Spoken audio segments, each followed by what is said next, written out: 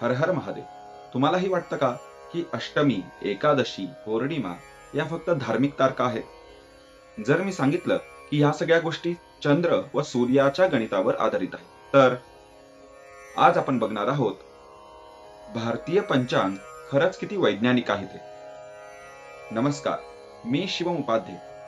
आज आपण एक खूप इंटरेस्टिंग विषय समजून घेणार आहोत. एकादशी, अष्टमी, पौर्णिमा या फक्त धार्मिक तारखा किंवा दिवस नाहीत, या आकाशात चालणाऱ्या गणितावर आधारित आहेत. आपल्या ऋषीमुनींनी आकाशात बघून चंद्र आणि सूर्याचा अभ्यास करून या तिथी ठरवल्या आहेत. चंद्र पृथ्वीभोवती फिरतो. एक पूर्ण फेरी मारायला तो 360 अंश फिरतो. आपल्या पूर्वजांनी हा 360 अंशाचा फेरा 30 भागांमध्ये विभागला. म्हणजे प्रत्येक भाग हा 12 अंशाचा. जेव्हा चंद्र आणि सूर्य यांच्यात 12 अंशाचा बदल होतो त्यावेळेस एक तिथी बदलते. यालाच आपण म्हणतो प्रतिपदा, द्वितीया, तृतीया, चतुर्थी, अष्टमी, एकादशी, पौर्णिमा. जेव्हा सूर्य आणि चंद्र एकाच रेषेत असतात त्यावेळेस त्याला अमावास्या असं म्हणतात.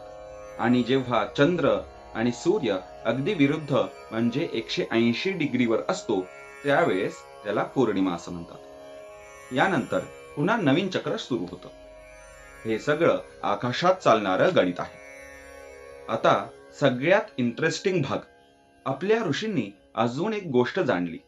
चंद्राचा परिणाम आपल्या पृथ्वीवर होतो. समुद्रामध्ये भरती आहुती येते, तशाच पद्धतीने त्याचा परिणाम आपल्या शरीरावरही होतो. जसं पृथ्वी तळावरती 70% पाणी आहे, तशाच पद्धतीने आपल्या शरीरामध्ये सुद्धा 70% पाणी असतं. आणि आपल्या ब्रेनमध्ये म्हणजे मेंदूमध्ये अगदी 80 ते 85% पाणी आहे. आणि तो चंद्र हा मनाचा कारक मानला जातो. जे काही आपण निर्णय घेतो किंवा ज्या काही घटना आपल्या शरीरामध्ये घडतात त्या चंद्राच्या बळानुसार होतात. तसंच आपल्या शरीरावर सुद्धा परिणाम होतो. म्हणून काही तिथींना जसं की अष्टमी, चतुर्थी, एकादशी या तिथींना आपल्याला उपास सांगितलेला आहे.